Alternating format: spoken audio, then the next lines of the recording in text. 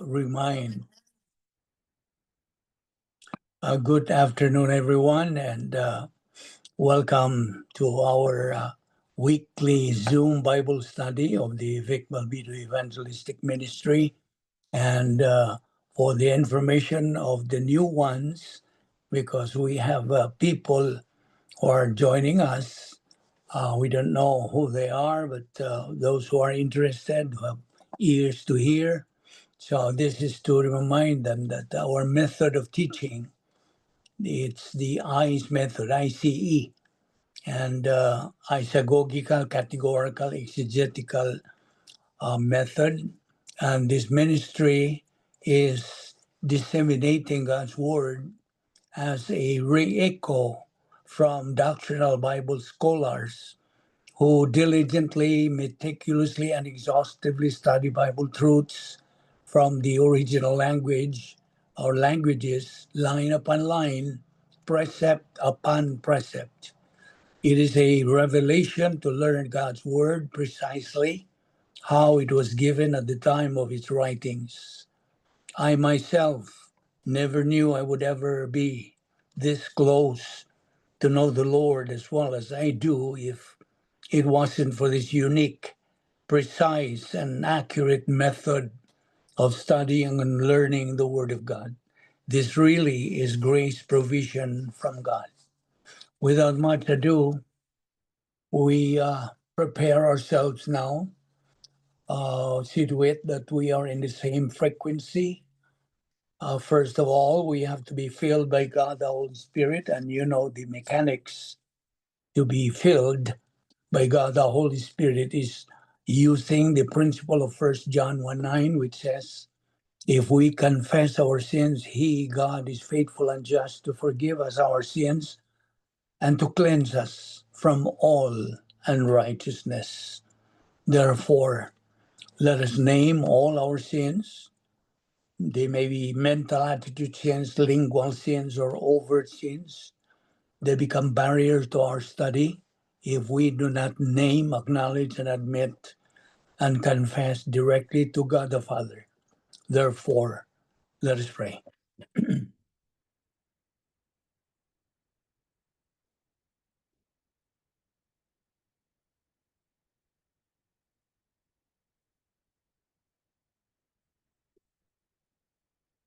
Let us pray. Heavenly Father, because we belong to Thee, we have the right and the privilege of fulfilling the function of our priesthood by listening to the teaching of Your Word. We recognize, Father, that our growth, our orientation to life, our understanding of Your plan, Your purpose, Your design for each one of us is based upon the constant, daily, consistent assimilation of Your Word. We recognize, Father, that there is no substitute to Your Word, that there is no capacity for our life that can be counterfeited apart from what we have because of Thee. We thank You, Father, for Your faithfulness. We thank You for providing for us this portion of Your Word. Thank You for bringing us here together so we can continue taking in Your precious Word. May God, the Holy Spirit, now sanctify us to the nourishment of our soul, for we ask it in Christ's name. Amen. 7 things that we believers in Christ must remember every day. God is our Father. Jesus Christ is our Savior. Heaven is our eternal home. The Word of God, the Bible, is our guide in life. Every believer in Christ is our family. The good news or the gospel of salvation is our message, and our destiny is maximum glorification of God. We know from Ephesians 2:8 and 9 that we have been saved by grace alone, through faith alone, in Christ alone, through the scriptures alone, for the glory of God alone.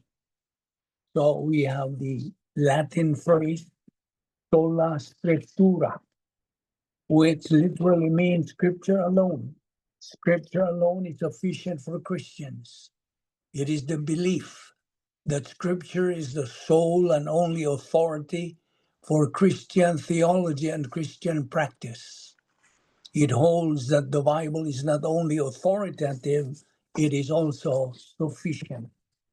The Bible is sufficient for everything that we need to grow in grace and in the knowledge of our Lord and Savior Jesus Christ. 2 Peter 3:18. And sola scriptura also holds that God reveals himself through and only through the scripture. There is no other means by which God gives to us specific revelation. He reveals himself to us in scripture alone. And we as believers in Christ must be aware all the time, all the benefits and advantages that we possess, starting at the point of salvation.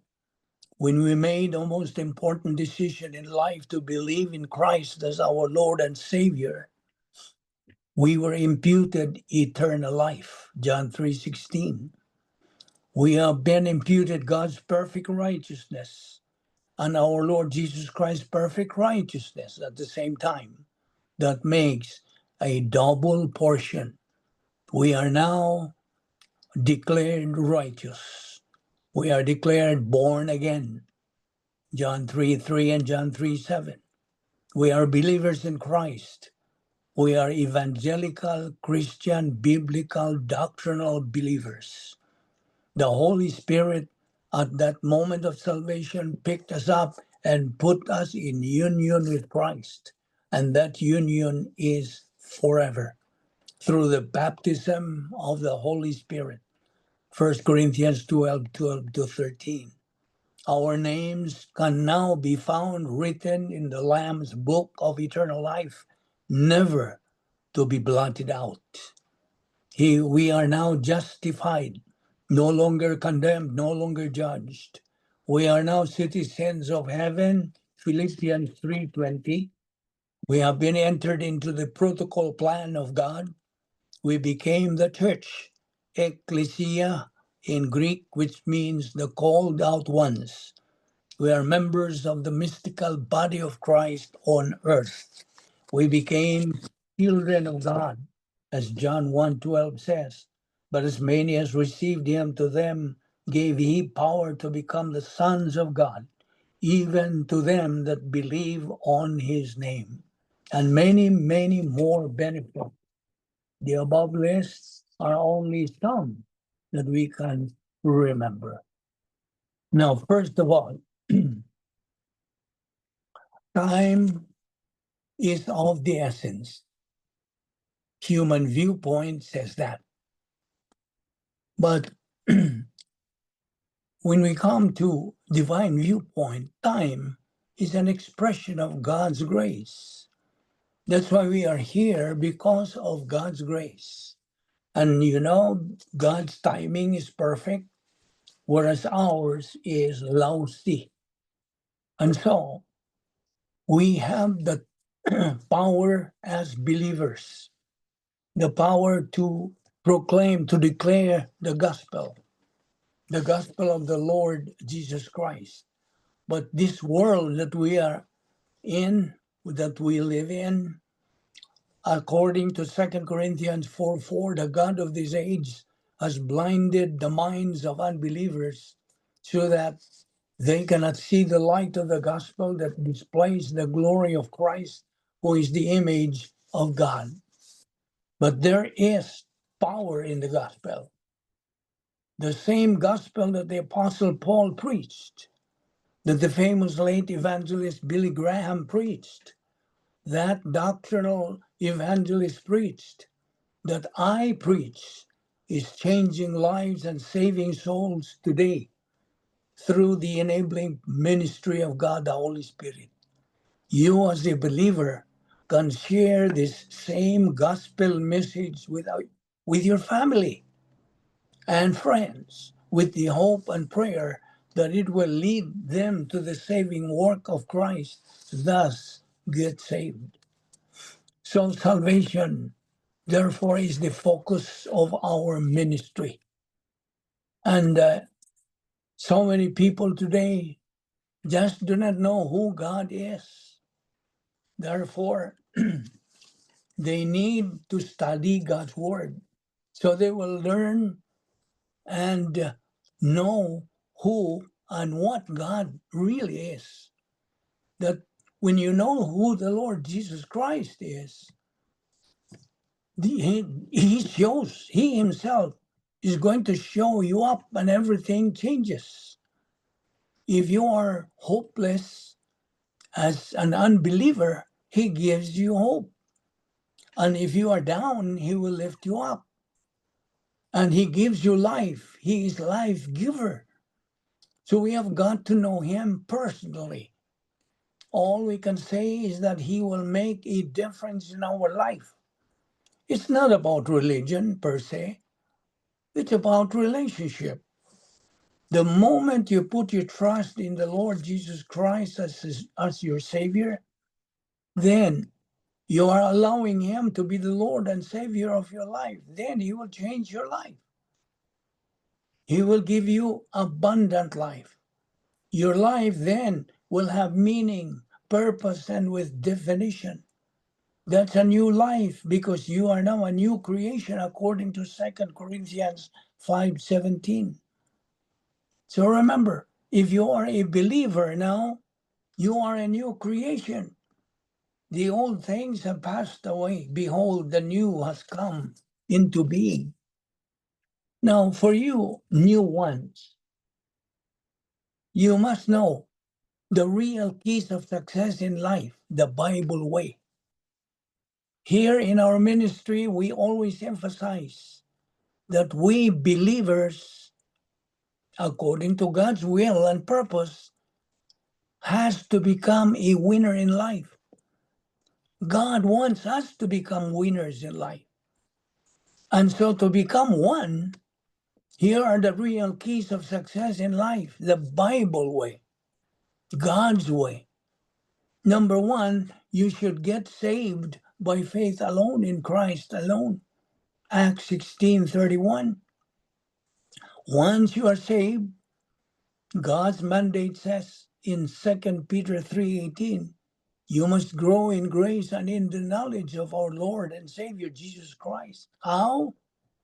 By doing what we are doing. Studying God's word on a persistent way, consistent way, and on a daily basis. Why daily? If we eat physical food daily, we have to feed our soul with the word of God. That is our soul's food to be able to live. And so, grow in grace. And as you go along in your spiritual momentum, there is a possibility that you can reach the top, which is spiritual maturity. And you know the three levels of spiritual growth: baby believer, adolescent believer, and mature believer. That is our goal, our common goal, to become spiritually mature. Number three, you prioritize the Word of God. Expose yourself to doctrinal Bible studies like what we are doing. So that is in Matthew 6:33. Seek ye first the kingdom of God and his righteousness, and all these things shall be added unto you. And in Luke chapter 12, verse 31, but rather seek ye the kingdom of God, and all these things shall be added unto you. And the number four key of success in life is organize your life around God's word. These are proven, of course, because God's plan and design is perfect. This is the Bible way. And you know, if you are an unbeliever, you are in total depravity. What do we mean by total depravity? Well, you are depraved, meaning you have been affected by the formula of Adam's original sin plus old sin nature equals spiritual death. All members of the human race are declared spiritually dead, although physically alive. So, total depravity of man. In Matthew chapter 3, verse 10 to 12, what does it say? It is written, there is none righteous, not even one. There is none who understands. There is none who seeks for God. All have turned aside. Together they have become useless. There is none who does good. There is not even one. Romans 3:23 also says, for all have sinned and come short of the glory of God. And so, the gospel, according to the late John MacArthur, the gospel is perhaps the most treasured term in the New Testament, and certainly in the hearts of all who have been saved, because we believed the gospel. It is the soul of Christianity. Yes, it is the soul of Christianity. It is the jewel of theology, because the gospel is the message that provides the only way of salvation, the forgiveness of sins, escape from hell, and the life in eternal heaven. So, God calls us to dwell in the gospel. Well, the gospel is simple. It is Christ who died for our sins and was raised. Colossians 2:13 says, and you who are dead in your trespasses and the uncircumcision of your flesh, made alive, made God alive together with him, having forgiven us all our trespasses, but canceling the record of debt that stood against us with his legal demands. Then set aside, nailing it to the cross. The gospel tells us to believe in the saving work of Christ, the substitutionary spiritual death of Christ, that moment in time when we cried out, it is finished, tetelestai. His mission to conquer sin and death and Satan was finished. The gospel tells us you are on your way to heaven to live with God for all eternity if you put your faith in Christ. Now, so there is that stimulus, God's stimulus for mankind, which is the cross. That is the gospel. By the way, we have a common objective as believers to reach spiritual maturity, because that is the capacity for life, for love, for happiness, even for suffering. At that stage of spiritual maturity, a believer produces divine good that is compared to gold, silver, precious stones, and they are non-combustible. That believer has gone through or passed the 8 momentum tests. That believer is grace-oriented, master of the details of life. He is not a slave to the details of life. He has a relaxed mental attitude. He knows the 3 categories of love: for God, for right man, right woman, for friends, and has inner happiness. That believer is the object of divine blessings in time. Remember what we have taken up. God blesses knowledge. So if you have that knowledge of Bible doctrine, God is going to bless you. You can anticipate blessings from him. But on the other hand, God imputes cursing to ignorance. Why are you ignorant of the truth? Because you are negative. You don't have the love, you don't have the desire, you don't have the will to grow up and follow the mandate of 2 Peter 3:18. So you are miserable. You are a believer, but your life is just like that of an unbeliever. So that is the reason why Satan and his demons are intensely jealous of that believer who has reached spiritual maturity. So as God's arch enemy, Satan tries to distract that believer from growing in doctrine. We should remember that Satan is goal-oriented. He is goal-oriented too. His goal, you know what's his goal? Is to prevent unbelievers from believing in Christ and to distract you, believer. If you're a believer in Christ, he's going to distract you from growing in doctrine. Why? Do you know why? Because he is miserable. Remember the principle? What was the principle that we took up? Misery loves company. So his goal is to prevent unbelievers from believing in Christ and to distract you believers from growing in doctrine. He does not want you to grow up. He wants you to be miserable like him. Satan and his demons are headed for the lake of fire. You know that. Matthew 25:41. The lake of fire was created for the devil and his angels, not for you, man, not for the human being. And since misery loves company, the devil tries within his power to prevent people to hear the gospel and believe in Christ. And for the believers, Satan, distracts them from studying doctrine. So now as a believer, you have to continue in your spiritual momentum. It is a mandate. It is in the imperative mood. When it is in the imperative mood, that means it is a command.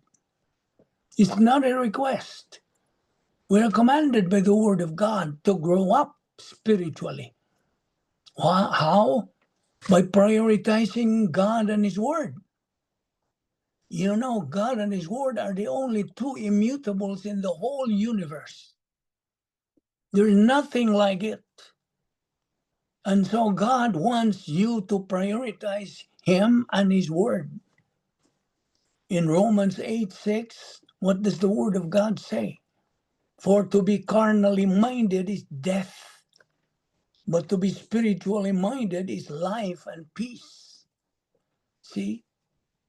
Because there are two conditions of a believer. He can be carnal, he can be spiritual. It's a matter of choice. God respects your free will. He respects the decision of your volition.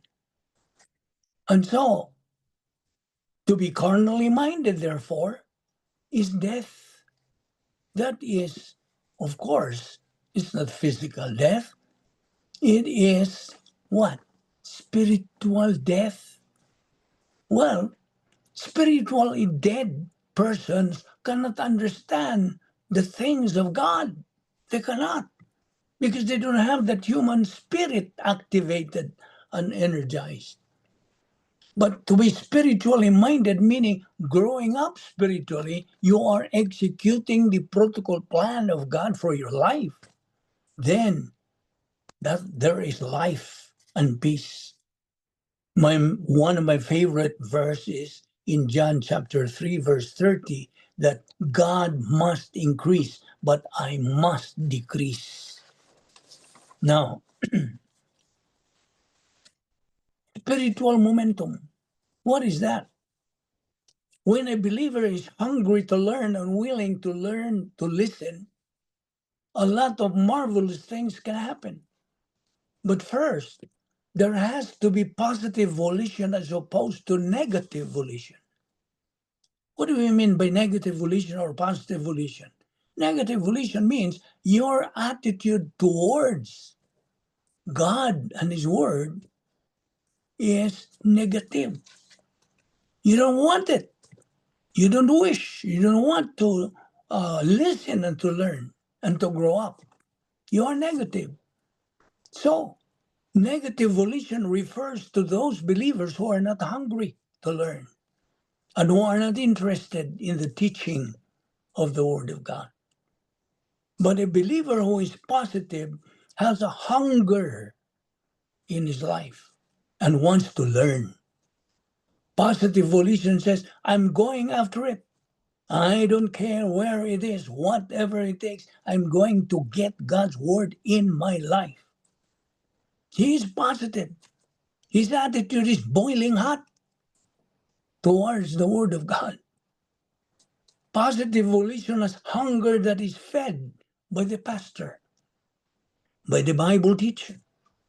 It develops spiritual momentum in the believer's life. And as that momentum starts, he begins to grow up.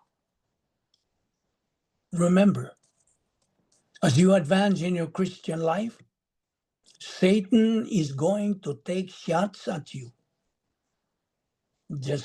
I just said it a while ago. He does not want you to grow up. He does not want you to be patient. He does not want you to glorify God. He will try his best to distract you. He will do everything he can to get you not to listen to the teaching of the Word of God.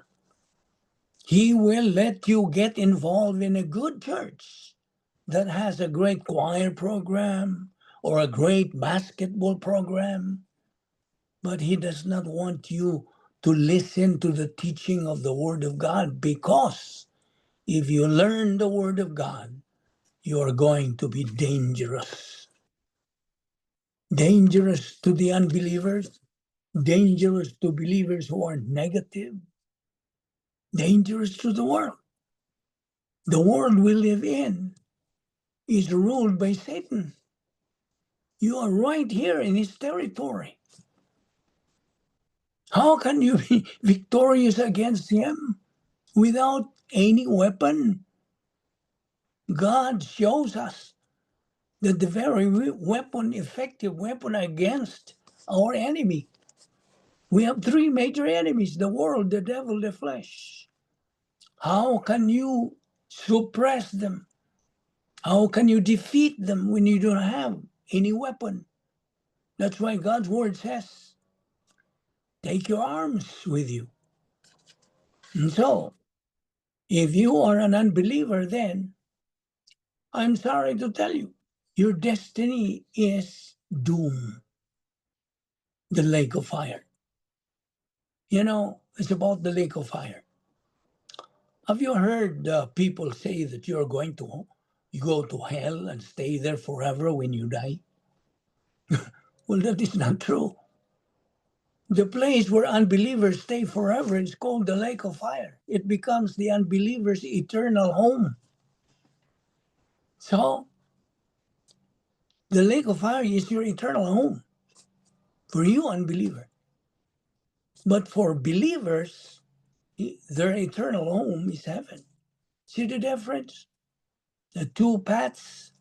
Satan is also going to be in the lake of fire. But he does not want to go there any more than you. Satan rejected God's forgiveness in eternity past. But as a believer, you have accepted God's forgiveness. Do you think God would offer you forgiveness for your sins and not offer the same thing to Satan? That would be unfair. And God is never unfair. God created Lucifer. Now, no, Satan, he is now Satan, no longer Lucifer. You know what we mean by Lucifer? The word Lucifer is taken from two Latin words, lux and fair. Lux means light, fair means carrier. In other words, we combine the two, Satan was a light carrier, light bearer.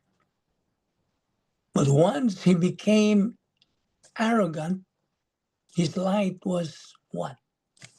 Turned off. God turned it off. He was no longer the light carrier, but darkness. He is the prince of darkness now because of his arrogance. And so, like I said, do you think God would offer you forgiveness for your sins and not offer the same thing to Satan? That would be unfair. And God is never unfair. God created Lucifer, who is now Satan, and the difference between believers and Satan is that Satan did not want God's forgiveness. He did not think that God's decision to condemn him to the lake of fire was fair. He did not think it was right so he appealed the decision. He appealed. God created man to settle the issue of Satan's appeal. Do you think you are on this earth because God got lonely and needed somebody to talk to? That's a joke. What would you say if God looked you up? You would be so scared. You would not know what to say. God did not create you because he was lonely. He wanted you to settle an issue. There is an issue. In the Garden of Eden, on the day that Adam accepted God's forgiveness for his sins, God showed Satan that he was absolutely fair in condemning him to the lake of fire forever. Each time someone makes a decision to believe in Jesus Christ, the same thing is demonstrated. The justice of God is fair. God never makes an unfair decision. Now, nowadays, many believers stay in spiritual infancy far too long. Hebrews chapter 15 verse 14 says, solid food is for the mature, who because of practice have their senses trained to discern good and evil. Spiritual maturity does not happen by accident. It doesn't happen by accident.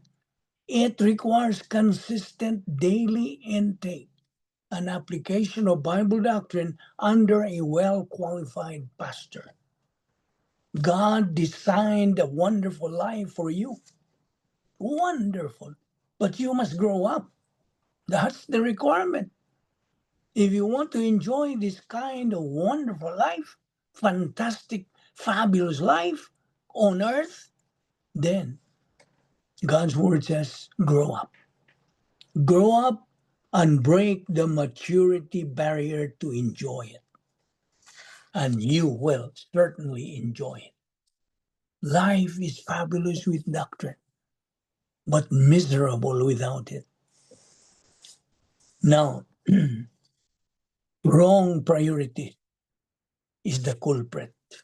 So many people are not on the right track, meaning not following, not obeying God's word because of wrong priorities.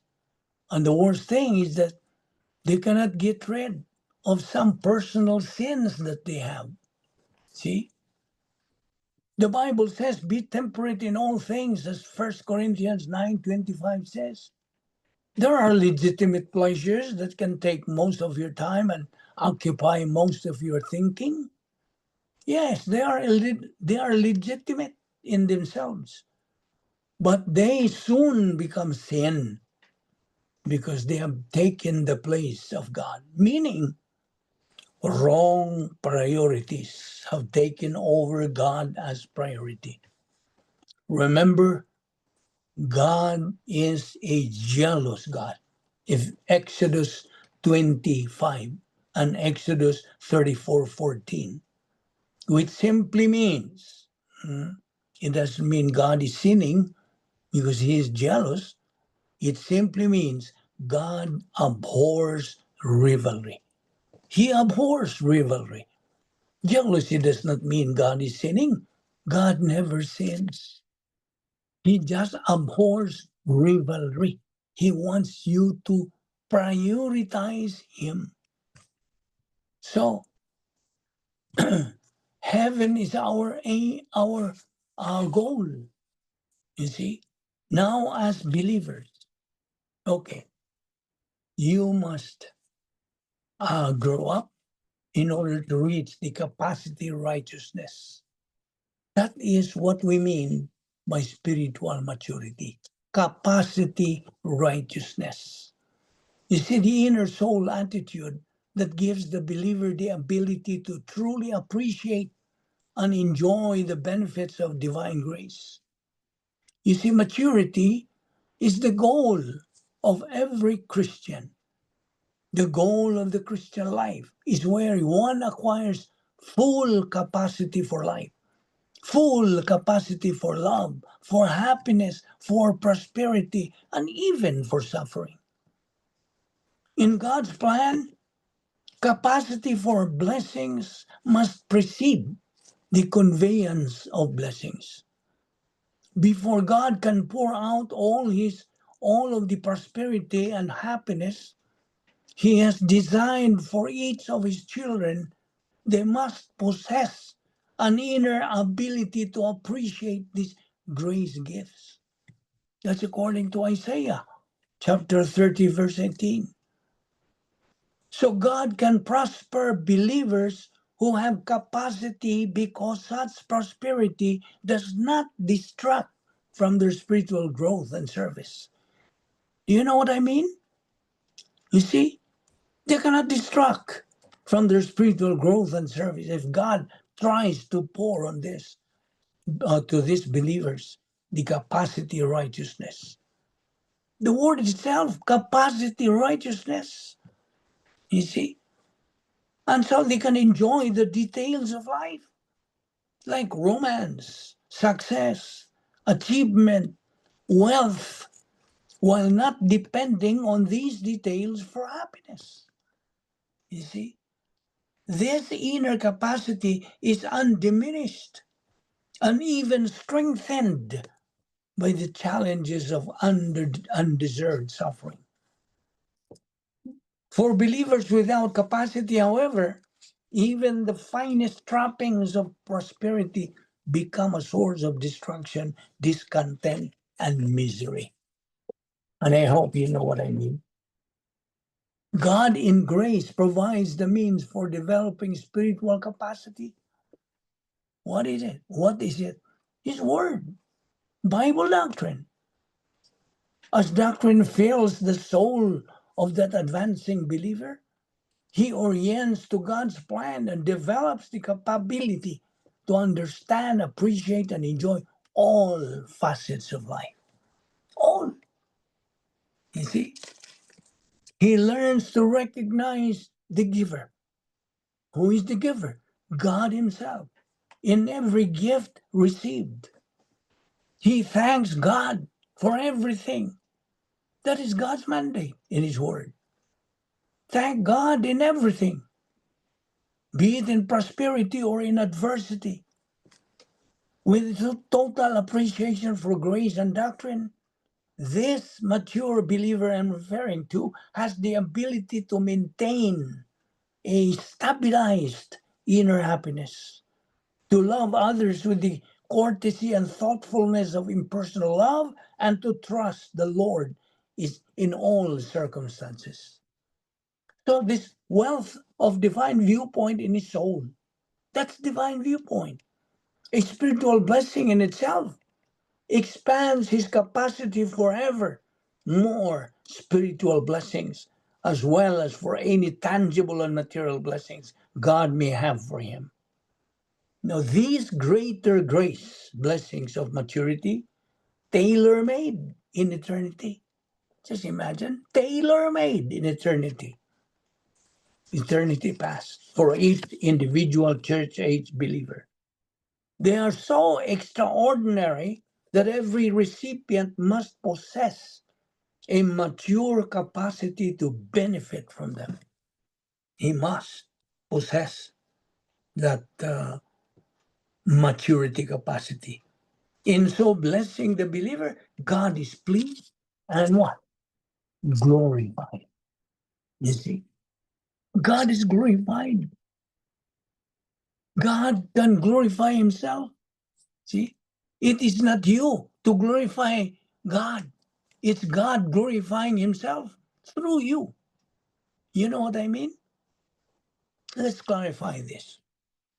At that moment of salvation, God vested you, clothed you, his perfect righteousness. And so you are now wearing God's perfect righteousness. Even the Lord Jesus Christ's perfect righteousness is in you because of your faith in the Lord Jesus Christ. And so as you grow up spiritually, meaning you continue, you keep on keeping on in your spiritual momentum, executing the protocol plan of God in your life, then God looks at you. If you have already reached that spiritual maturity, which is the common goal of every believer, once he sees, and he knows, of course, he's omniscient, once he knows that you now have the capacity, now is the time for him to pour out his blessings because you now possess the capacity righteousness in you. And it will go down. It will flow down to directly to his perfect righteousness that is in you. Not on you, not directly on you, but what, of course, you are benefited by these blessings. Of course, once God sees that you now have the capacity, he pours his blessings and he is glorified. He is the one glorifying himself because of you, of what you have done in your life. And that is what we mean by spiritual growth. Well, what actually is spiritual growth? If you would like to define, if you insist to know the definition of spiritual growth, listen, spiritual growth is the believer's advance to maturity, accomplished solely, accomplished only through God's grace provision, the filling of the Holy Spirit, and consistent intake of Bible doctrine. Don't forget that. Persistent. You see, persistent and consistent intake of Bible doctrine. And note this, growth is not based on works. It is not based on ritual, emotion, or human talent. Did you get that? Growth, we're talking about spiritual growth, is not based on works, ritual, emotion, or human talent. Now, of course, the biblical foundation here is, we can find it in 2 Peter 3:18, but grow in grace and in knowledge of our Lord and Savior Jesus Christ. And in Colossians 2:6-7, as you have received Christ Jesus the Lord, so walk in him, built up in him. And in Hebrews 13, verse 9, it is good for the heart to be strengthened by grace. Now, do you know what is the divine system for growth? Of course, number one is the filling of the Holy Spirit. Before we study God's word, we have to be filled by God the Holy Spirit. How? By using 1 John 1:9's principle. That is what we term as what? Rebound technique. So once you rebound, name all your sins directly, privately to God the Father, then he cleanses you of any personal sins. So you are filled right away. You are filled by God the Holy Spirit, and you go back into fellowship with God. Now God, the Holy Spirit, can now control your mind as you study God's Word. Spiritual growth can occur only, underline the word only, when the believer is controlled by the Spirit. Sin breaks fellowship, confession restores it. Intake of Bible doctrine. This is, we term this as Operation PMA. What does that mean? PMA. P means perception. M means metabolization. A is what? Application. That's why it's Operation PMA. Daily perception, metabolization, and application of Scripture under Spirit teaching. Matthew 4:4, what does it say? Man does not live by bread alone, but by every word that proceeds from the mouth of God. Also in Deuteronomy 8:3, you see, Hebrews 4:2, doctrine mixed with faith produces profit. You see what we're doing every week, Mondays and Tuesdays. It's not a waste of time. We are making the time. We are purchasing the time because the days are evil. Don't you forget that. And so we are concentrating on the spiritual growth as mandated by the Word of God, as mandated by God, that we let our soul grow up spiritually. You see, there are hindrances to spiritual growth. Can you name one? There are hindrances. Anybody? Business. Business? Oh, busy, like busy. Oh, Like- yes. Okay, busyness. What else? Yes, I accept that. What else? Of course, that involves human energy, right? Human energy. What else? Legalism. Anybody who can contribute?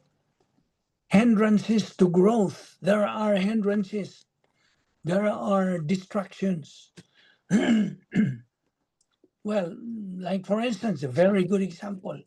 Today, you are here because you used your positive volition to come, right? You decided to come and join our Zoom Bible study. It was through your free will. You made the decision to come. And so, because you are aware that it is Satan's, Satan's way of distracting you, preventing you from coming and studying God's Word. That's one hindrance. You see? What else? Legalism, adding works to grace. Emotionalism, substituting feelings for growth. Human energy, I just mentioned a while ago, trying to live the Christian life by willpower. It cannot be. What else? Neglect of doctrine, failure to learn and apply God's Word. Okay, let's go to the characteristics of growth. What are these characteristics? Well, stability in thinking. These are the characteristics of growth. Sound doctrine guards against deception. Ephesians 4:14. What else? Capacity for life, love, and happiness. Growth enlarges the soul. What else? Spiritual momentum. Persistence in the plan of God. You are persistent. See? And you are occupied with the person of the Lord Jesus Christ. He is number one in your life, in your mind. See? Your focus is on Him. Focus shifts from self to the person of Christ. You don't look at yourself now, you look at the Lord Jesus Christ because you are occupied with Him. So, Here comes the summary. Spiritual growth is a grace process. God supplies everything needed. He supplies. The believer's role is to consistently receive doctrine under the filling of the Holy Spirit. If there's no grace, there's no growth. Don't you ever forget that. No grace, no growth. And listen, being negative on the Word of God as a believer is self-induced misery. And as a result, God imputes divinely imputed misery because you are under discipline. See? What is self-induced misery?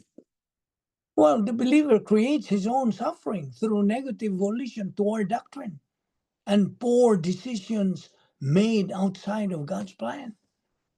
He is a product of his decision. You know that? What's the cause? Operating on human viewpoint. That's the cause. His arrogance, his carnality.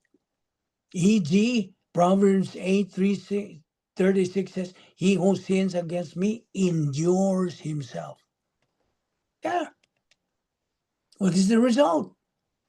Fragmented life, instability, lack of peace, unhappiness produced by your own choices apart from God's grace. See? And then the divinely imputed misery, which is discipline. What is that? Or what does it mean? Well, suffering directly administered by God. God himself administers it as divine discipline to bring the believer back into fellowship. That's God's way of taking you back into fellowship with him, into fellowship. Now, what is the cause? Well, prolonged carnality, refusal to rebound, negative volition toward Bible doctrine. He is just not interested on Bible doctrine. Well, of course, in Hebrews 12:6, it says, for those whom the Lord loves, he disciplines, and he scourges every son whom he receives. Revelation 3:19, those whom I love, I reprove and discipline. Therefore, be jealous and repent. So, self-induced misery, by the way. Mm-hmm. What do you mean by self-induced misery? You're the one who causes your suffering. You see? I repeat, the believer creates his own suffering through negative volition toward doctrine and his poor decisions made outside of God's plan. Why did he make bad decision? Why? What is the cause? Now, this is something to do with our discussion here. What is the being main carnal, cause? being carnal, or Yes. What not else? Make it specific, Ken. not prioritizing God's words, being negative. Why? I keep asking you why. They're feeding the flesh. Of course, they made a decision to be outside of the protocol of the divine atmosphere, right? Once a believer gets out, when does he get out of the divine atmosphere? When? Of course, when he commits sin, right? When he commits personal sins, then he gets out of God's protocol plan or divine atmosphere. That's why when he makes any decision, that decision will only boil down into what? Worse, bad, wrong decision. You see? Because he is operating on human viewpoint.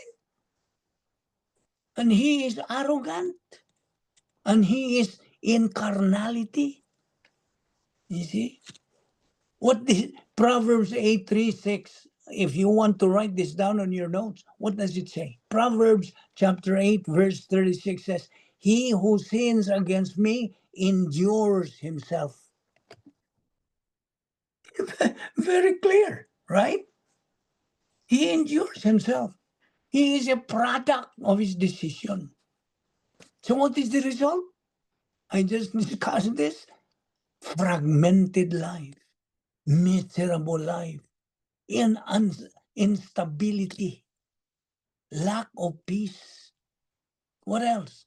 He has unhappiness produced by his own choices apart from God's grace. So, very, very clear. God's word is so lucid. So, self-induced misery begins when a believer rejects or neglects the word of God. And if not corrected through rebound and recovery, self-induced misery is followed by divinely imputed misery, discipline. You see? Thus, a believer can suffer twice. First, from his own bad decisions, and then from God's correction. Did you see that? So, here is the doctrinal summary. I want you to write this down if you are interested. The doctrinal summary is negative volition, result, self-induced misery. Continued rejection of doctrine, divine discipline. God allows both. You see? God allows both so that the believer may see the futility of living outside his grace and plan and return to fellowship through confession and growth. Doctrine of misery. Now, of course, this is the isagogics there. Misery is, now listen, misery is a major subject in the Word of God because it illustrates the consequences of negative volition. The scripture distinguishes between self-induced misery and divinely imputed misery, which is discipline. But both are designed to teach the believer the futility of arrogance and the importance of grace orientation. So, what is the definition of self-induced misery again? Suffering caused by what? Continue. By our Fill in own the blank. Fill action, in the blank. Huh? by our own action or doing. Yes, by his own negative volition. That's the cause. And bad decisions apart from Bible doctrine. Now listen. If you want to make, now this is for you, believer. If you want to make a good, right decision in life, be sure you are filled by God, the Holy Spirit. How? By staying inside God's power system. And for you who have been with us for a while, you know what I mean. It is the operational divine dynasphere, the perfect environment. Listen, this is God's perfect environment for believers to stay. Just imagine that. In other words, we're going back to the Garden of Eden. Perfect environment. Why? Do you know why it is a perfect environment? Everything is there. All the things that you need, not one, all the things that you need in life, in your spiritual life, are there. You want to be happy? It's there. You enjoy life? It's there. You see? That's why the principle stands. With doctrine, life is fantastic, but miserable without it. You see? So when you stay inside the protocol plan of God or operational divine dynasty, what I'm mentioning are the synonyms. the synonyms of the operational divine dynasphere, the protocol plan of God, God's power system, all of this, the Christian way of life, all of those are synonyms of God's plan for you to stay. So you can make good, proper, right decisions in life. You don't want that? These are ingredients to become winners in life. That is our main thrust, to make you a winner believer. You see? Now, what is the cause? Operating in the energy of the flesh, rejecting divine viewpoint. That's the cause of these bad decisions that you make. You see? So I repeat, these are the causes why you make bad, wrong decisions in life. You're operating in the energy of your flesh. You are rejecting divine viewpoint. You're negative. You reject divine truth. In Proverbs 8:3-6 again, it says, he who sins against me wrongs his own soul. In Galatians 6:7-8, whatever a man sows, this he will also reap. There. What you reap is what you sow, or what you sow is what you reap. So the characteristics of this fragment, for this negative believer, reversionistic believer, he has fragmented life. There is emotional revolt of his soul. There is substitution of human good for divine good. See? Now, to be able to stay safe from the devil's attack on you, because Satan and his demons are just roaming around looking for whom they may devour. Just imagine. They're looking for anybody whom they may devour. And their target is you, unbeliever. If you have no doctrine, of course, because you are an unbeliever. All these things that we are talking about are foolishness to you. They are foolishness. That's what you say, because you are blinded by the God of this world, who is Satan. See? So to be able to stay safe from Satan's attack, the devil's attack, well, I cannot think of anything more terrifying than being hunted. You see? Satan and his demons keep on hunting us. But that's exactly what the devil is doing every day, all around the world, to individuals just like you and me, including believers. And if it's not him, it's those who work with him. Other fallen spirits, but also people who are given to sin and want others to join them. And the only way that you can really stay safe from this is to study, learn, believe, apply the word of God in your personal life. And more thing, surround yourself with other believers in Christ who love the Lord and are going to speak into your life. And that's why it is a must that we as believers must be like-minded. Okay. Now, to continue with this discussion, what are the causes, if not the main cause, the majority of believers' failure to execute the plan of God? Well, one of the causes, okay, if not the main cause of the majority of believers' failure to execute the plan of God, particularly the application of the faith rest technique, is their lack of knowledge of divine essence, coupled with their ignorance of Bible doctrine. In other words, well, we just studied about the divine essence, God's attributes, as to who and what God is. They lack this knowledge of divine essence, coupled with their ignorance of Bible doctrine. Why are they ignorant?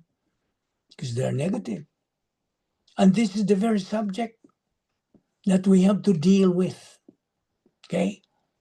First of all, will you open your Bible to Matthew chapter 8? Let's open our Bibles now.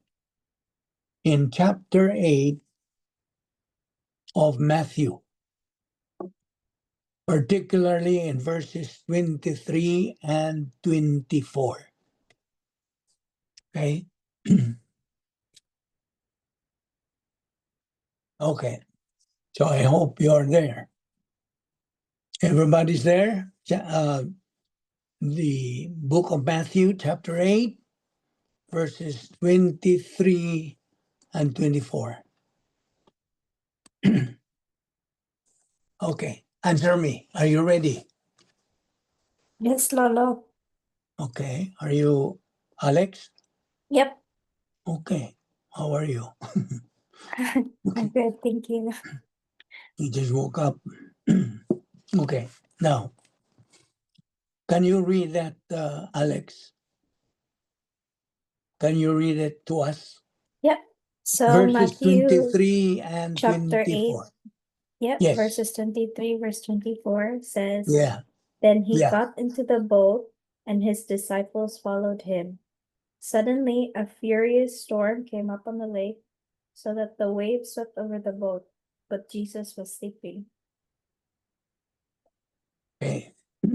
Now, in verse 25 until verse 27, there is the failure. Okay?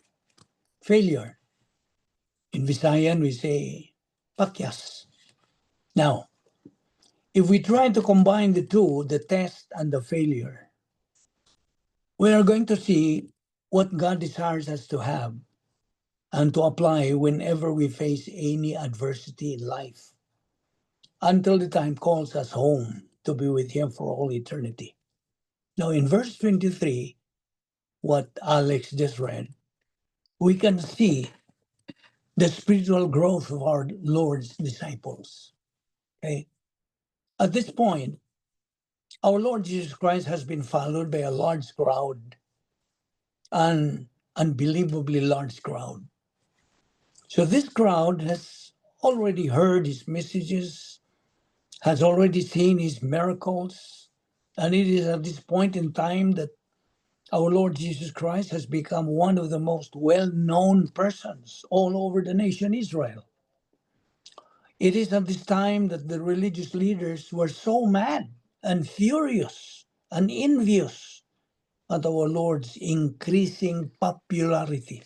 So much so that, you know, what they do? They wanted to get rid of him. Now, these religious leaders are the scribes, the Pharisees, and the hypocrites of the Jewish religion. Now, as we start taking a look, starting at verse 23, we can vividly see the line of differentiation of the very crowd that has been following our Lord and the disciples of our Lord Jesus Christ.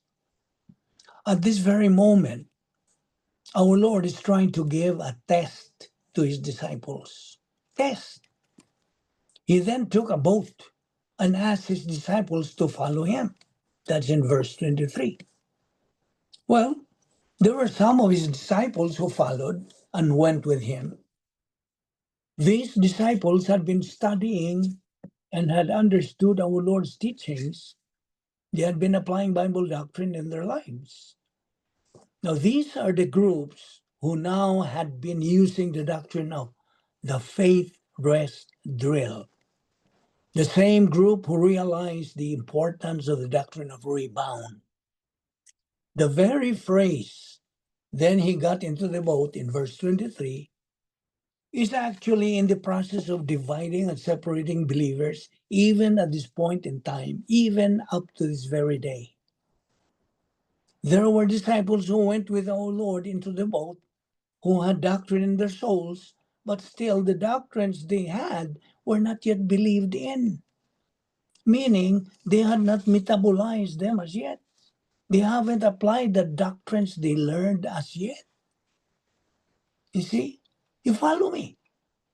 On the other hand, there were disciples who never had the desire to get into the boat and followed our Lord, since they had all kinds of excuses and reasons. It is at this time that our Lord is separating believers. Okay? He's separating believers. One group of believers who never had the desire to make Bible doctrine the number one in priority in life, thus become winners in life. Instead, they prefer and make the choice of being losers in life. The other group of believers who are boiling hot in their attitude towards Bible doctrine, making it their priority in life, this is the very group who makes the choice of being winners in life. Winners. Oh, by the way, to the group of believers who are losers in life, who are so out of their own choice, always be reminded that these loser believers never lose their salvation. No. They are saved. They have never lost their salvation. This strong reminder is made since there are groups of Christians who have a very wrong belief that once a believer commits a sin or failure in life, they say that believer loses his salvation. That's hogwash. Let's stick to the truth. Once a believer, always a believer. Once saved, always saved. Now, there are a lot of principles and doctrines in the Word of God that strongly and definitely support the doctrine that salvation can never be removed from a believer, whether or not. Now, mark this, whether that believer is a winner or a loser believer. So again, there are two kinds of believers on the face of the earth: winner believers and loser believers. Why are there loser believers? They are loser believers because they fail to execute the plan of God, the purpose of God, and the will of God for their lives. First of all, the word disciple is a word in the Bible that is most misunderstood. You must have heard about the word taken from it as discipleship. How many of you have heard about this word discipleship? The word discipleship, listen, the word discipleship has always been used by a lot of Christian groups. But the problem is they wrongly define it as part of the Christian way of life. The word disciple, first of all, in the Greek is mathetes. Mathetes, M-A-T-H-E-T-E-S, mathetes. And mathetes in the Greek means a student. The disciple or mathetes has already made Bible doctrine as his number one priority in his scale of values. Bible doctrine for him is his top priority in life. The believer, therefore, who prioritizes Bible doctrine in his life has become a student of the Word of God. Now, in many Christian circles, it is sad to note they misinterpret the word discipleship as doing and performing Christian works, good works, such as outreach works. Of course, they are good works, but discipleship does not really mean that. So what really do we mean by discipleship? The real meaning of discipleship, listen, is not doing Christian good works, but the process of being a student of the Word of God, a serious student of the Word of God. In other words, a believer who consistently and persistently studies the Word of God is the one doing and performing discipleship. Understand? Now, in our present time, what does the word mathetes really mean? Are you a math test? Are you? Are you continuing to study the Word of God as a believer? Because what mathetes actually mean is that you as a believer are sitting down, listening intently the teaching of the Word of God. You're seriously studying the Word of God with your right pastor teaching from his table or from his pulpit. Your pastor teacher has been diligently and seriously digging out the doctrines, the principles, the mandates from the Word of God. So he can impart to you the spiritual assets that God, the Holy Spirit, intends for you to have and to hold as your guide in your unique spiritual life that God has prepared for you in eternity past. Only believers who are positive to doctrine and who mix the doctrine with faith, meaning they metabolize the doctrine they take in, only they are able to function the faith rest technique in life. The disciples who are functioning with the faith rest life in our text didn't go with our Lord Jesus Christ and got into the boat. They did not know where our Lord was heading to. They didn't know what actually was going to happen to them on their way. But one thing foremost in their mind, they had full confidence and trust on the Lord. Do you know why? Because they undoubtedly were functioning with the faith rest life. The very doctrine that they learned and believed in as they continued to function inside the plan of God. But the disciples who did not go with our Lord on the boat had only the knowledge of the Word of God. They never function with doctrine, meaning they have not metabolized the doctrine they learned. They only had knowledge understood. What do you call that in Greek? Knowledge understood. Gnosis. You see? It's only gnosis. They did not have the wisdom of the Word of God. Thus, it's not surprising they were just functioning in life exactly like that of an unbeliever. So they were losers. At this point, let us take a look at these two different kinds of believers. First of all, let's open our Bible, if you will, to Matthew chapter 8, verses 19 and 20. In verse 19, okay, if you are there, on those pages, in verse 19, it says, Then a teacher of the law came to him and said, Teacher, I will follow you wherever you go. In verse 20, Jesus replied, Foxes have holes and birds of the air have nests, but the Son of Man has no place to lay his head. Now, do you know what kind of a believer is this one that's the subject in verse 19? He's an arrogant believer. Did that believer go into the boat and went with our Lord? No. He's arrogant. Our Lord, even before that disciple declared he will follow him, our Lord already knew he will not follow wherever he goes. That's the very reason why our Lord answered that person in verse 20. The second kind of disciple in our text who did not go with our Lord is found in verse 21 of the same chapter. Chapter 21, verse 21 says, Another disciple said to him, Lord, first let me go and bury my father. Verse 22, but Jesus told him, Follow me and let the dead bury their own dead. Now, I'm sure you know what our Lord meant to say here in verse 22. Do you know? Do you know what he means? Let the dead bury their own dead. In other words, his father was an unbeliever. So let the members of the family who are unbelievers bury his dad, his father who is an unbeliever. That's what our Lord meant to say. You see? Now the third kind of disciple can be found in Luke chapter 9, verse 61. In verse 61 says, still another said, I will follow you, Lord. But first, let me go back and say goodbye to my family. Verse 62, Jesus replied, no one who puts his hand to the plow and looks back is fit for service in the kingdom of God.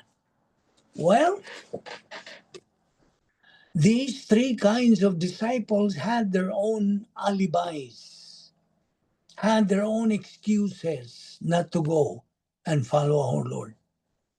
But look at what our Lord answered them in this text, because you're going to notice what are really essential for you to have in your spiritual life if you're following our Lord's command. It is at this point that you examine yourself if you now have or not have that scale of values in your spiritual life, number one of which is Bible doctrine. Making Bible doctrine your number one priority in your scale of values is what makes our Lord Jesus Christ real in your life. Do you know that? Did you get the point? Christ cannot become real to your life unless you make Bible doctrine number one in your scale of values. He is not real to you if you don't have that. So I repeat that. That's very important. Making Bible doctrine number one in your scale of values is what makes you what? What makes the Lord Jesus Christ real to your life.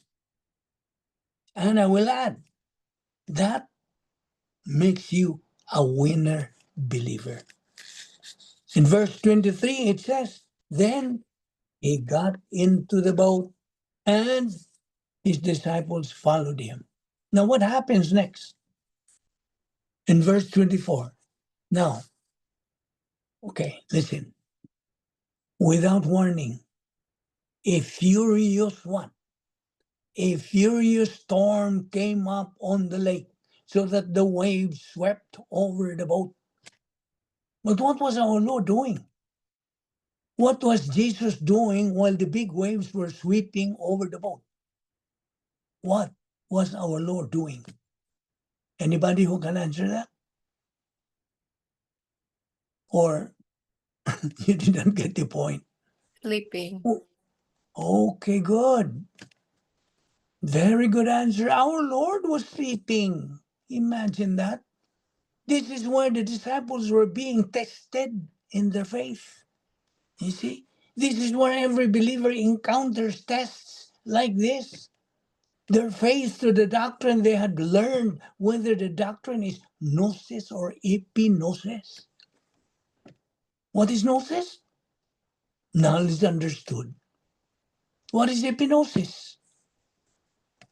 Doctrine that is believed, metabolized. This is where the faith rest drill is being put to the test.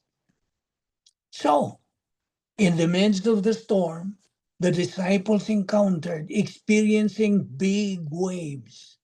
What was our Lord doing again? Our Lord, as what Alex said, or someone said, sleeping. Yes, our Lord at that very moment was himself applying the faith rest technique in the midst of that big storm. At the same time, observing what will be the reaction of the disciples, obviously to test their faith to the Word of God. So there was a big storm, like that big storm that hit the Philippines just recently. See, that was a big storm happening in the Sea of Galilee at this time. And our Lord was just sleeping. He was just relaxing because he had a relaxed mental attitude. In short, he was applying the faith rest technique in the midst of that big storm in the Sea of Galilee. Okay, let's find out the reaction of the disciples who went into the boat with our Lord. It's true. These disciples who followed our Lord had doctrines in their soul, but the doctrines they had are going to be tested this time. We should remember that every doctrine a believer learns and metabolizes has to be put to a test. Any believer either flunks from the test or he passes the test with flying colors. You see, every moment of our life on earth, we meet or encounter all kinds of stimuli. And we know for a fact that every stimulus attracts a response. Our Lord, in his omniscience as deity at this time, knows that the storm is a stimulus for the disciples to respond. But what actually was the response or reaction of the disciples to the storm? Did they just lie down calmly, went to sleep, and relax like what our Lord did? Did they just say, it's okay, just stay relaxed? Did they say that? So what did they do? Continue reading verse 25. They The woke him up. disciples, They woke him up. yeah, the disciples went and woke him, saying, Lord, save us. We're going to what? We're going to drown. Imagine that. Now you will notice here that the adversity that the disciples experience, we call it outside pressure, has now become internalized in their soul. So that this outside pressure, the adversity, has finally become a stress in the soul. Stress, you see? And because they allowed, through the decision of their volition, because they allowed adversity to be stressed in their soul, eventually they flunked in that particular test. Thus, they failed to apply the faith trust technique. Do you still remember Operation CTR? Those are the steps of the faith trust drill. You see? And Operation CTR is the ingredient in the application of the faith trust technique. For those who are new, who don't have any knowledge about the faith trust technique, this is it. You apply the ingredient of the faith trust drill, CTR, Operation CTR. C, claim a promise. T, think of what God can do to your problem. R, relax because God is in control. That's Operation CTR. In the ingredient of the application of faith trust technique. So the disciples should have applied this ingredient by claiming some promises or promise.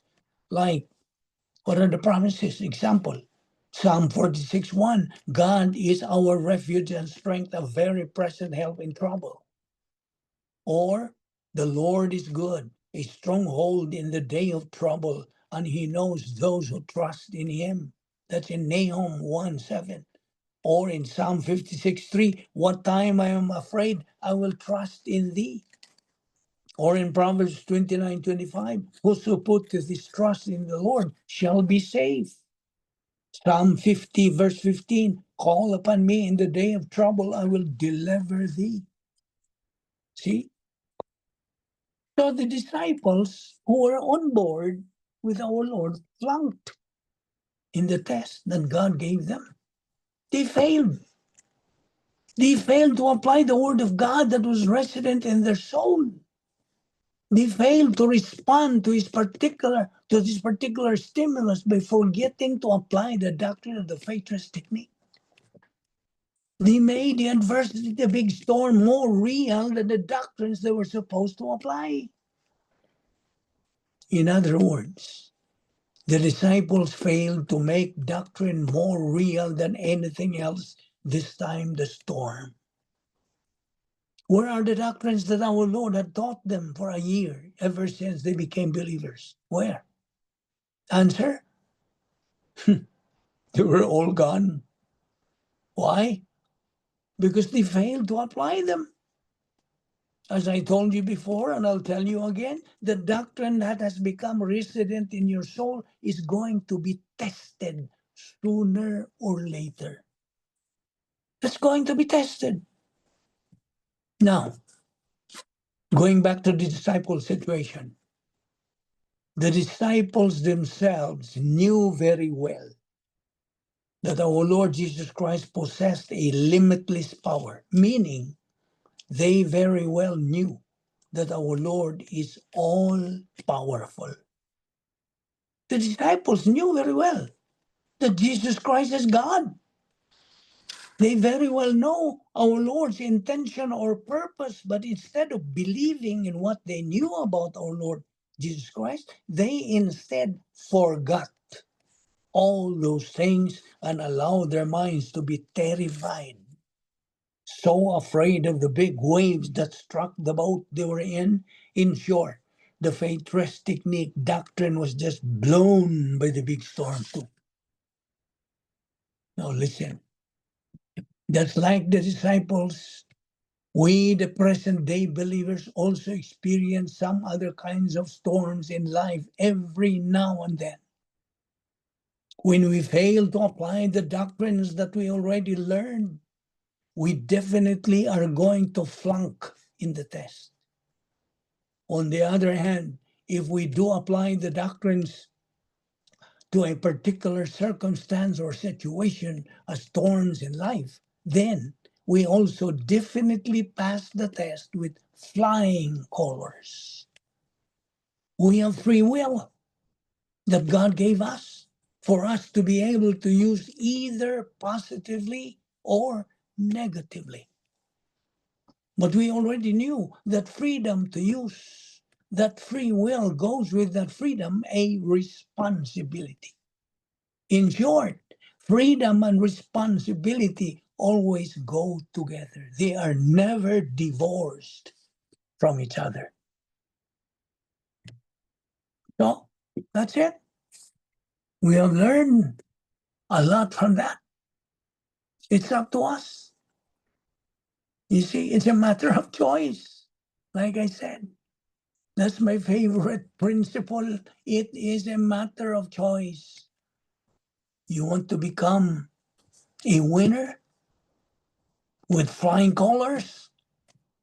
Apply the word of God that is already resident in your soul. Don't let it slip. Continue using it in every circumstance in life. Or you want to become a loser in life? It's a matter of choice. You are really a product of your decision. You see, God's role is to provide everything that we need to be able to become winners in life. God has never failed in his provision every day, especially this morning when you woke up. God allowed you to be alive, see, and breathe the air. That is God's. That is his role. That is his job. That is his part. Our job simply is just to listen to God's teaching of his plan through the study of the Word of God by the power of the Holy Spirit. And we know from doctrine that God's plan is perfect. His plan for our life can only be learned in the Word of God through the power of the Holy Spirit. See? And you know already the function of the three members of the Godhead. God the Father is the planner of salvation, the plan of salvation. God the Son is the executor of the plan of salvation. God the Holy Spirit is the revealer of the plan of salvation. Can you see their respective roles in the plan of God for your life? And you know the three phases, approaches to the plan of God: salvation, believer in time, believer in eternity. Well, let me repeat this and let it sink in your mind. True salvation cannot be lost, cannot be canceled, cannot be reversed. Those of you who still believe on that false doctrine that you cannot be saved once you save, what did he say? What did they say in that particular belief? They don't believe. The one saved, always saved. But what can you say about that truism from the Word of God that true salvation cannot be lost, cannot be canceled or reversed? True salvation, I mean. Well, where does the plan of God begin? Let me ask you, when or where does it begin? Where? Anybody who can answer it? Where does the plan of God begin in your life? Begins at what? Mm-hmm. Anybody? Before we were born. Okay. Before you were born. Is that true? Can somebody contribute about that affirmation? God's plan started or begun before you were born. Is that true? Yeah. Okay. Now, actually, God's plan for your life started before, in eternity past. His plan for your life already started there. But when it comes to salvation, your life started at the cross. When it comes to salvation. Because the cross, listen, the cross is the key to God's plan of salvation. That's the key. The Lord Jesus Christ received all our sins while he was hanging at the cross. Now, so we are on total depravity, as I always mention this. Total depravity, meaning we cannot do anything, we are nothing, we are useless, we are hopeless, we cannot do anything because we are nothing, you see, because we are in total depravity. AOS plus OSN equals spiritual death. And I want to clarify this again. Adam's original sin plus old sin nature equals spiritual death. You see? And so, here comes religion. Instead of Christianity, instead of relationship with God, religion comes in. And you know, religion is the worst thing that could happen to any human being. Religion all started at the construction of the Tower of Babel. Today, there's so many towers of Babel, meaning religions in the world. And you know what is the emphasis of religion? Who can give an answer? What is the emphasis of religion? Hmm? Anybody? Salvation through works. Works. That's correct. The emphasis of religion is works, good works, human good. Now get this. When a person is in religion, he is the most miserable person in the world. Did you hear that right? He is the most miserable person in the world. Why? You know why? There is confusion, disorientation, misery in religion. You see, the principle stands. Man can never please God through his own good works. Good works cannot save anybody. Besides, human good works stink. It stink. To God, they are filthy rags. As in Isaiah 64:6. We have been saved through faith. You see, not of works, lest anyone should boast. God's righteousness is perfect righteousness. Man's righteousness is minus R. Remember that. God's righteousness is plus R. Man's is minus R. Man can never reach God's level of righteousness. Cannot. God has three faces or approaches to the plan of God. Salvation, believer in time, believer in eternity. You see, salvation is the most important phase for one to be in the plan of God. It starts at the cross. Go back to that. God's plan for your life started before you were born. God already knew who you are, everything about you, about the future of you. See? So, salvation starts at the cross. Faith alone in Christ alone. The cross is the key to God's plan. When our Lord Jesus Christ hung on the cross, that was not an accident. That was what saved mankind. John 1:12, all who receive the Lord Jesus Christ become the sons of God. So you are now a child of God. Always hold on to that. You're a child of God. Whether you believe that or not. If you don't believe that, that's your problem. But God says, you are now my child. I possess you.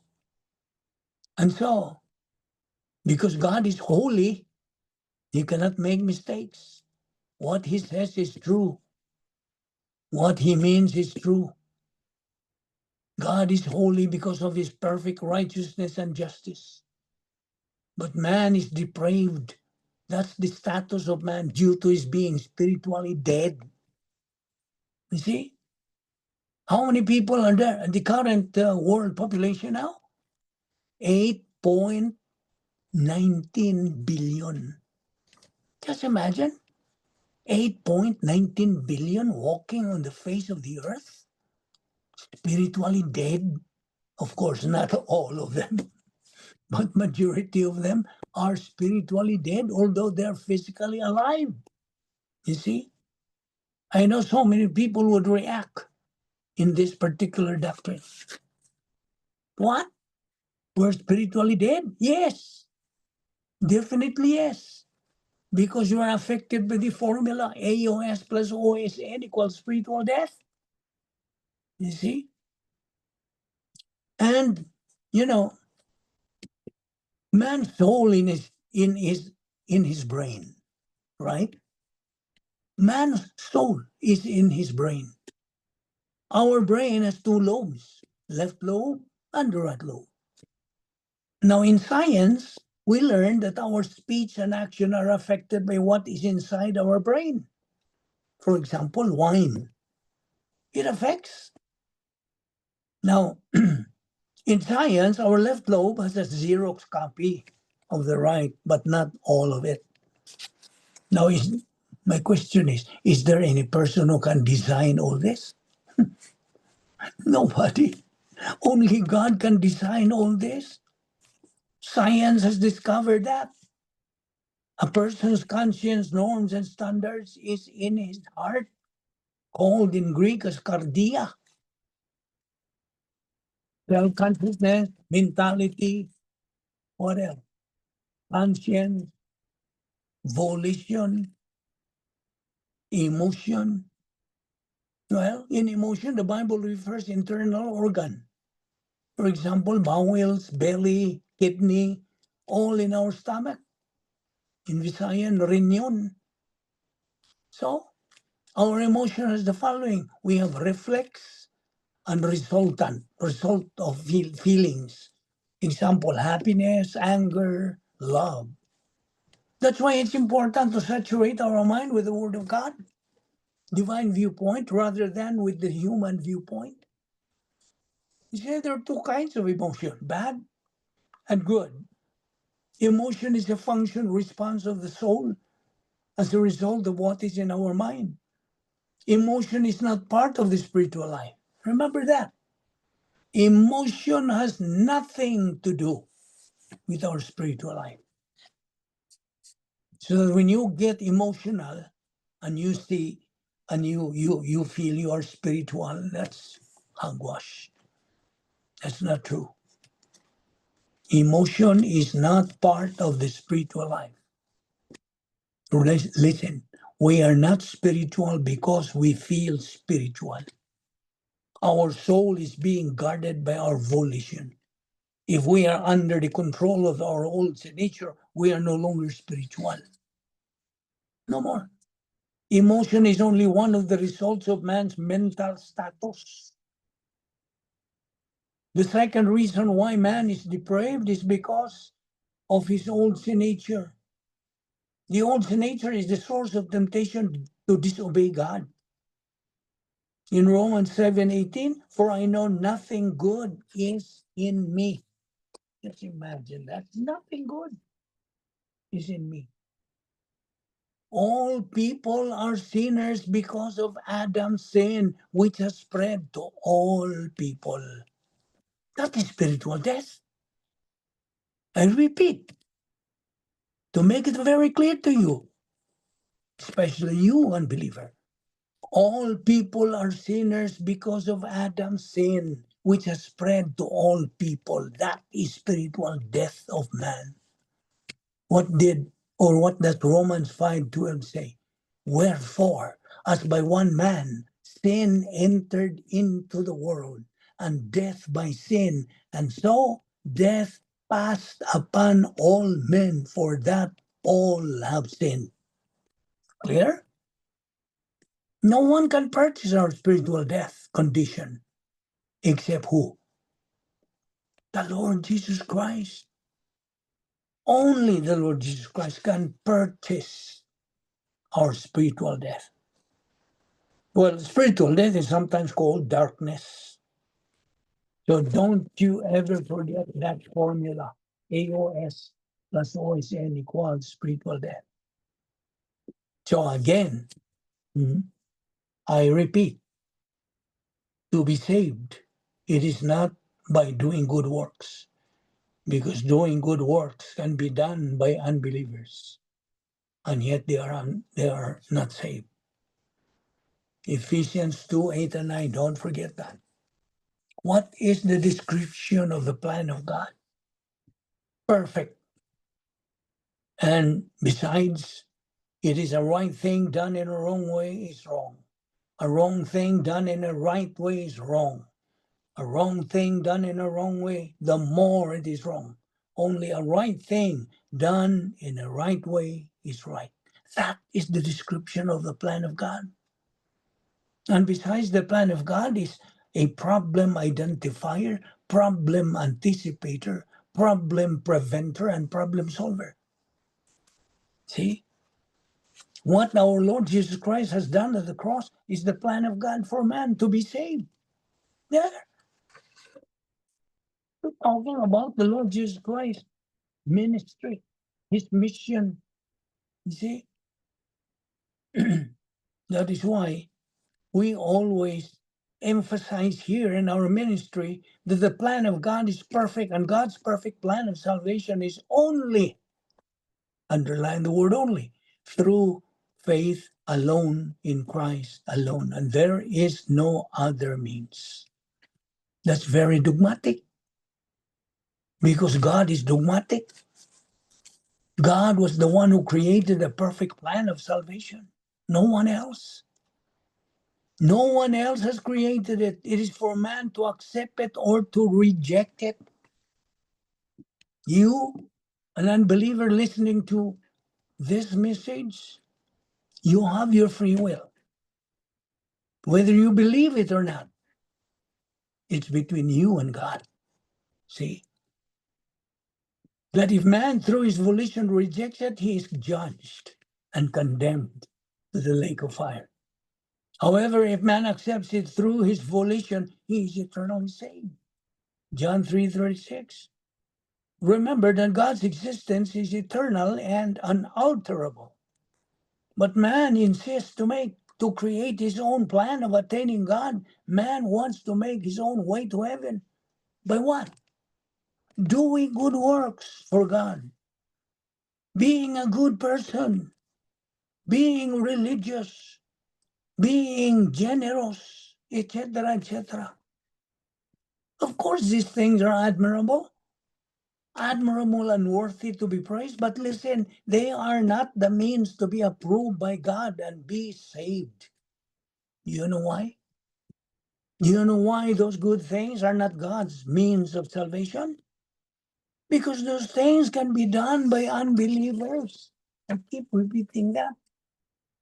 Okay, as believers in Jesus Christ, we especially as Christians, Christian parents ought to teach our children at their young age the basic doctrines like who and what God is, who the Lord Jesus Christ is, why we are here in this world. We should orient our children early in life how to live right. Although our young children do not need to accept salvation at their very young age, since they are not ready yet. But the point is this, that our children are taught that there is a God. Orient and make them aware of the basics in life, so that when they become adults, those basic things that you taught them early in life will make them conscious and would motivate their desire to seek more information and knowledge about them. Remember Proverbs 22:6? Train up a child in the way he should go. Even when he is old, he will not depart from it. There. In fact, as part of the divine establishment, children in their young age ought to be oriented to the fact that there is a God. Now, on our part as believers in Christ, we should always be aware that we received salvation from God, that we have to know more closely and intimately this very God who gave us this so great salvation. That is the reason why we study, learn, believe, and apply the Word of God consistently, persistently, regularly, and on a daily basis. Because this is the process, this is the mechanism to make the God of the Bible real to our life. Do you understand that? In other words, studying, assimilating Bible doctrine daily is the main process. And I would add the God's protocol for us believers to follow in order for us to grow up spiritually, passing through the 3 levels of spiritual growth, from being a baby believer to adolescent believer and on to spiritual maturity. The capacity stage, which means we then can attain capacity for life, thus become an invisible hero, a pivot to our community, to our society, to our country, and as a whole, to the world. So to you, my fellow believer, this is addressed to you. Be more acquainted, be more intimate and close to the God who gave you your so great salvation by studying, knowing, learning, believing, and applying His Word to your life. Make Him more of a bosom friend. If you do so, you will never regret doing so. Why? Because what He says, He's going to keep it. He never lies. Never, never, ever. As I always say, and I'll say it again, He means what He says. He says what He means.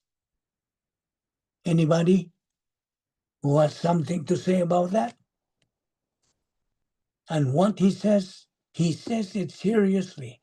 Why? Because He is dead serious to His word. Understand it very well. Is there any question so far? No question? Or are we done with our time? Yes, Ludwig. It's about 2 hours. Okay. So there is no more question then? No more questions, so we can meet next week. We still have next week to meet before we go back to Southern California. And so let us pray. Let us close our Bible study today, and we will meet you next Monday. Thank you, Heavenly Father, for the grace opportunity of fellowshipping in your word today and learning especially the doctrines that you just taught us today. May God, the Holy Spirit, motivate and challenge us to continue feeding our soul with your word until we reach the stage of capacity for life, which is being winners in this present life and in the life hereafter. We pray that what we learn in your word today may become a blessing to our life. I pray that you bless these members of the group of the Zoom Bible study of the Vic Balbito Evangelistic Ministry. Use them in the future, O Lord. In the near future, you use them in spreading and declaring your word to this world, this unbelieving world. We thank you all this in Christ's name. Amen. Hello, Ken. Yeah, Ken, yeah, Lulovic. you are you? Did you finalize your plan to go to the Philippines? Yes, Lulovic. I'll be leaving the 22nd of this month. Oh, 22nd. That is next Saturday. Yes, Lulovic. But just the same, we continue our weekly Zoom Bible study. Yep, same time, and then I'll just adjust while I'm there. Yeah, you can invite some of your friends too while Oh, there. will do. Yep, will do. And so we will still have our Bible study next week, like I said, because we will be leaving the following week. Okay? Yep. Yeah, I mean next week. Yeah, so who were with us today? Ian, Rain, John, Uncle Evan, Alex. So Ian Balbiro. Ian Balbido as well, and Ian Fornolius. Oh, good. Okay. Yeah. So Vince was working today.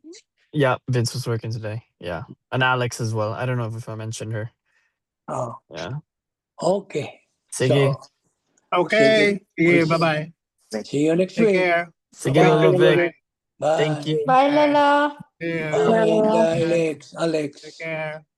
Take care Bye. now. Okay.